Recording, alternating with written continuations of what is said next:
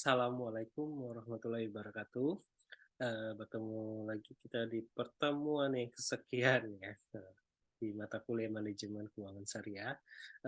Untuk pertama-tama saya ucapkan minal aidin wal faizin, lahir batin untuk semuanya. Dan untuk pertemuan ini kita belum bisa bertemu secara langsung dan insya Allah akan dilakukan melalui video ini. Soalnya teman-teman mendapatkan informasi tambahan terkait dengan materi pada hari ini adalah produk pembiayaan berbasis jual beli dan sewa. Nah, sebenarnya teman-teman sudah banyak mendapatkan informasi dan juga pembelajaran terkait dengan materi pada hari ini.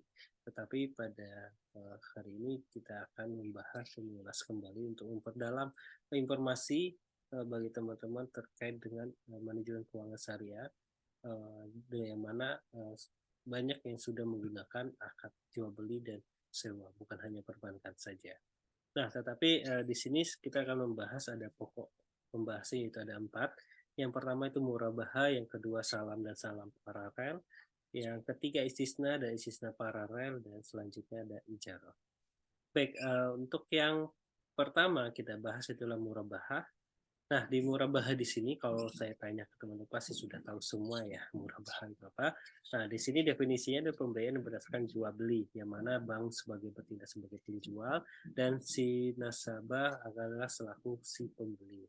Nah, harga beli yang diketahui bersama-sama karena harga yang beli harga pokoknya harus diinformasikan pada saat akad, dan harga yang dijualkan kepada si nasabah kembali itu juga harus diketahui kedua belah pihak atau si pembeli dan si penjual harus memberikan informasi. Nah, di situ ada ketahuan keuntungan berapa yang didapatkan oleh si penjual terhadap transaksi jual beli ini, yang mungkin nanti itu Anda masuknya ke margin keuntungan yang didapat oleh perbankan. Nah, selanjutnya fitur dalam kita lihat dari fikih klasik, murabaha dilakukan secara tunai. Kalau umumnya ya, kalau belum ada perbankan. Dalam praktek perbankan, itu dilakukan adalah secara cicil. Nah, ini mungkin untuk memudahkan si nasabah untuk melakukan pembelian suatu barang tanpa harus menunggu uangnya terkumpul ya, karena adanya kenaikan-kenaikan harga yang mungkin tidak bisa diketahui untuk depannya karena kondisi pasar dan kondisi yang lain. Nah, di sini karena tidak membayar secara tunai, nasabah dapat diminta untuk memberikan jaminan yang harus dijaminkan oleh si nasabah kepada perbankan. Itu tergantung transaksinya apa. Ketika transaksi properti itu biasanya sertifikat rumahnya itu sendiri ataupun tanah tersendiri. Kalau kendaraan biasanya BPKB, tapi kalau barang-barang lain seperti mesin ini ya produksi ataupun alat elektronik, biasanya jaminan menggunakan jaminan lain. Biasanya ada seperti SK kerja, ada juga jaminan dari perusahaannya ataupun jaminan ketika ataupun BPKB yang dimiliki, walaupun itu barangnya tidak masuk dalam transaksi jual beli tersebut. Nah, selanjutnya murabahah dalam fikih klasik juga penjual barang langsung dari penjual pertama. Dalam perbankan syariah, barang dapat dikirim langsung kepada si nasabah tanpa harus bank yang membeli dulu, lanjut dijual lagi kepada si nasabah. Nah, di sini adanya akad pewakala ya, yaitu perwakilan, memberikan perwakilan kepada si nasabah untuk melakukan transaksi langsung kepada si penjual yang pertama.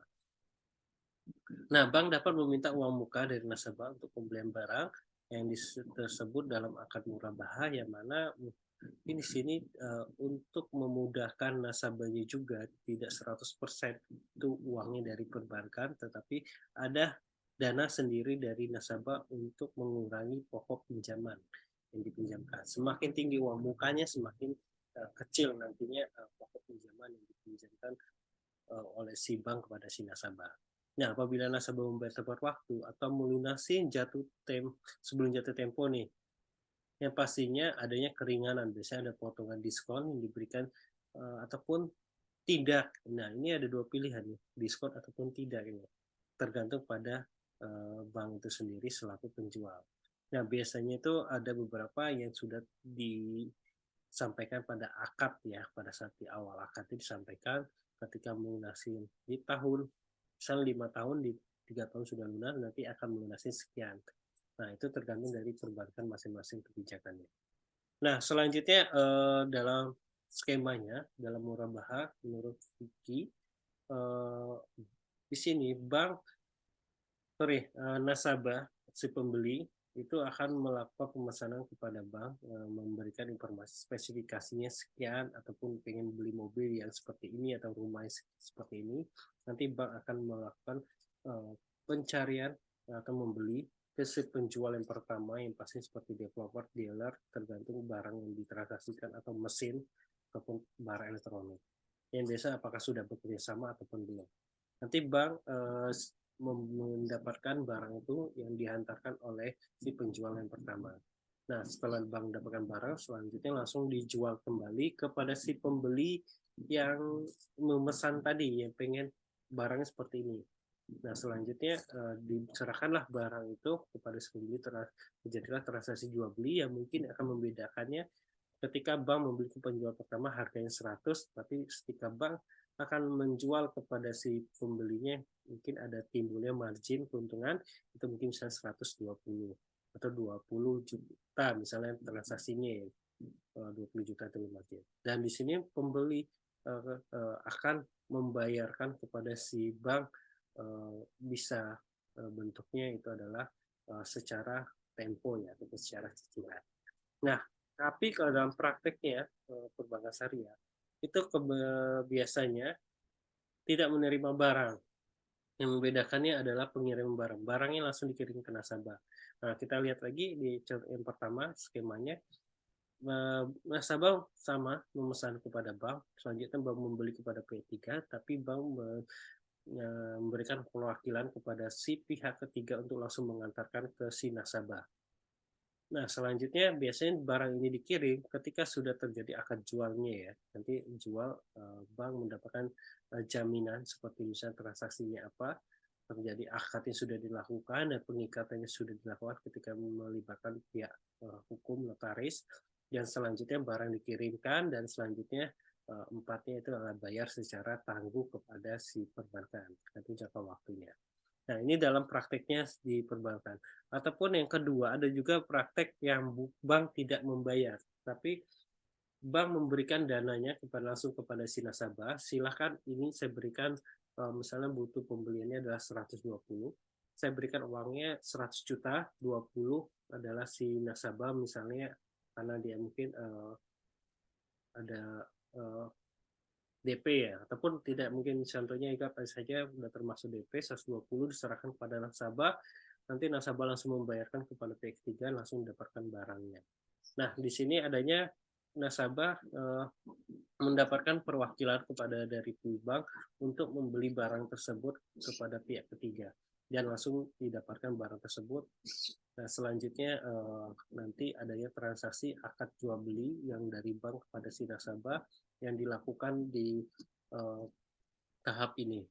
Nah, di sini ketika misalnya dilakukan seperti ini sebenarnya memudahkan si bank karena yang lagi-lagi biasanya keterbatasan SDM, tetapi di sini ada resikonya ya, resiko ketika nasabah yang tidak oknum-oknum nasabah yang mungkin menyalahgunakan ya ketika sudah uang dikasih ternyata tidak dibeli barang tersebut malah dibawa kabur dan lain-lain. Itu mungkin banyak kasus terjadi ya.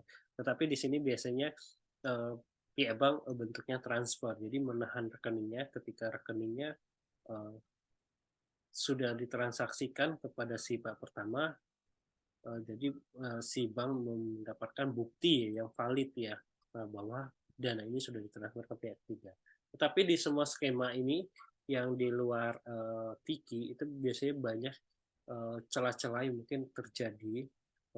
Tetapi di sini dengan celah yang terjadi itu bank juga bisa mensiasati semua celah tersebut dengan adanya monitoring ya kepada transaksi-transaksi jual beli ini.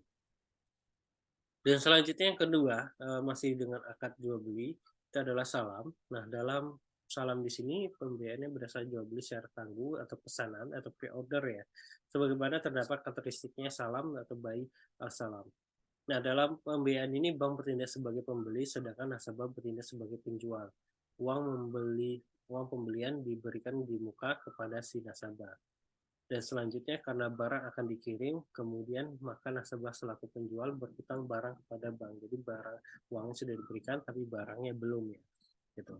Jadi biasanya di produk salam ini bentuknya dalam komoditi ya. Nah, di sini ya, bank hanya mendapatkan keuntungan apabila komoditi dikirim nasabah dijual kepada pihak ketiga lagi ya dengan harga yang lebih tinggi. Dan biasanya sudah mencari pihak ketiganya itu adalah si nasabahnya juga, bukan bank. Jadi bank hanya mendapatkan selisih dari harga jual yang mana dari si nasabah menjual kepada bank, bank menjual lagi kepada pihak ketiga. Nah, itu ada selisihnya, itu yang didapatkan oleh pihak bank. Nah, bank dapat menjual barang tersebut sebelum jatuh tempo kepada pihak lain dengan cara yang sama, salam, tetapi tidak boleh dikaitkan dengan salam yang pertama. Nah, produk ini disebut salam paralel. Nah, ini mungkin juga banyak terjadi di skema perbankan, yaitu adalah salam paralel. Dan apabila dijual kembali kepada nasabah dengan harga lebih tinggi, itu yang tidak diperbolehkan karena dikhawatirkan adanya unsur riba yang terjadi di transaksi tersebut. Nah, produk salam biasanya diterapkan pada pembiayaan produk pertanian, agribisnis, industri, atau produk-produk yang terstandarisasi. Nah, selanjutnya apabila nasabah gagal atau prestasi atau default menyerahkan barang yang dipesan, maka kewajiban terhadap bank tidak berubah ya, tetap secara hukum nasabah berhutang menyerahkan barang kepada bank. Itu bisa saja nanti solusinya ditunda untuk misalnya panen berikutnya ataupun mengembalikan modal yang sudah diberikan kepada pihak bank, misalnya kemarin 50 juta dan nanti dikembalikan dengan 50 juta juga. Nah, itu terkait dengan salam dan dalam fikih untuk salam itu adanya nasabah membeli negosiasi dengan kriteria dan bayar di awal ya, dan selanjutnya produsen membuat pesanan kepada bentuk barang, nanti barang ini selanjutnya dikirim dan diterima dalam bentuk barang dan dokumen. Nah, itu dalam menurut fikih, tetapi dalam praktek perbankan ini bank syariah itu dan nasabah menegosiasi pesanan dengan kriteria khusus. Jadi nasabah sebenarnya di sini adanya produsen ya, penjual, ya mungkin melibatkan pihak ketiga. Nah, selanjutnya nasabah pihak bank akan mencari nasabah, biasanya nasabahnya sudah punya rekanan sih biasanya. Tinggal bank akan menegosiasi untuk memesan barang nasabah dan bayar secara tunai kepada produsen penjual. Dan selanjutnya dikirimlah dokumen tersebut dan dokumen penjualannya ya, dan barangnya pesanannya langsung ke nasabah. Dan selanjutnya nasabah akan membayarkan sesuai dengan harga yang sudah berbeda ya.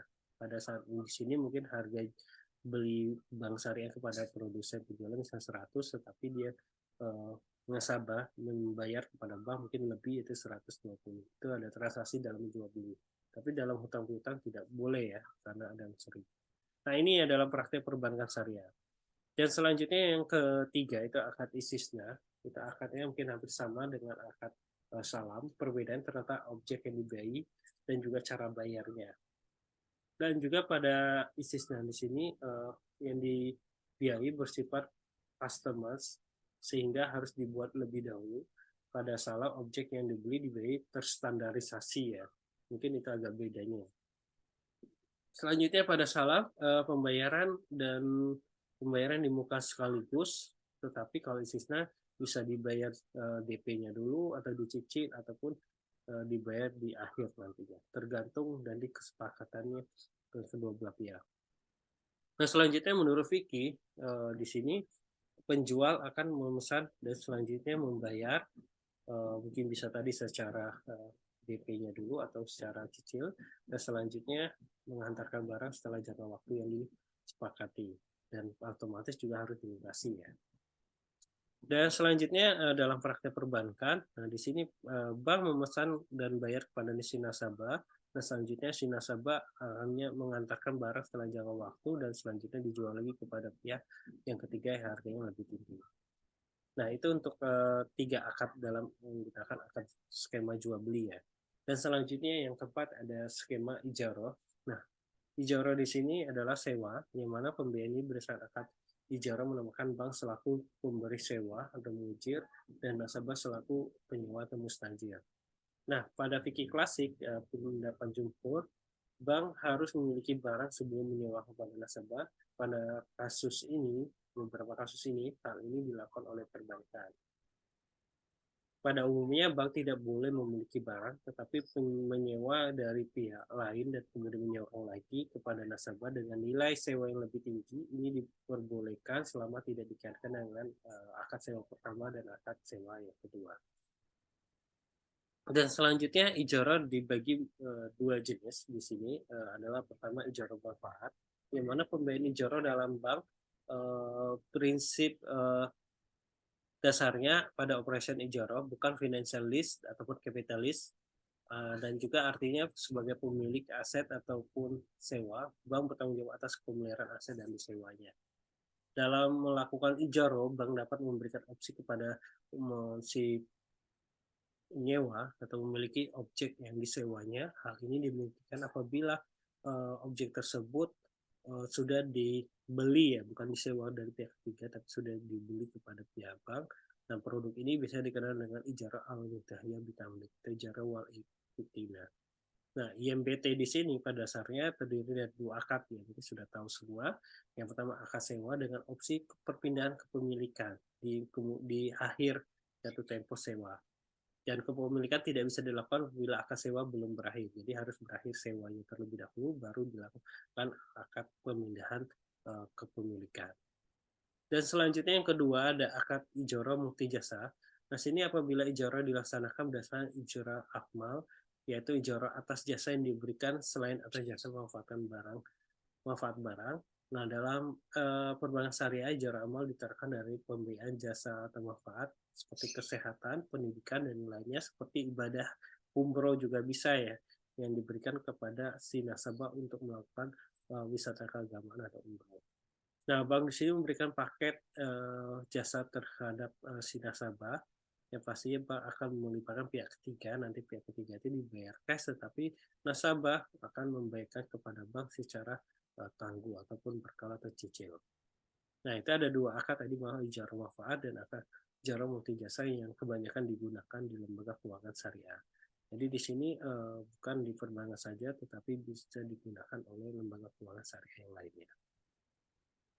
Sedangkan untuk skemanya, ketika kita lihat dalam fikih, itu ada mujir atau si penyewa, ya, yang menyewakan itu membeli kepada pihak ketiga.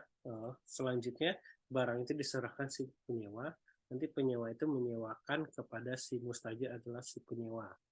Nah, nanti selanjutnya membayar sewanya kepada mujir.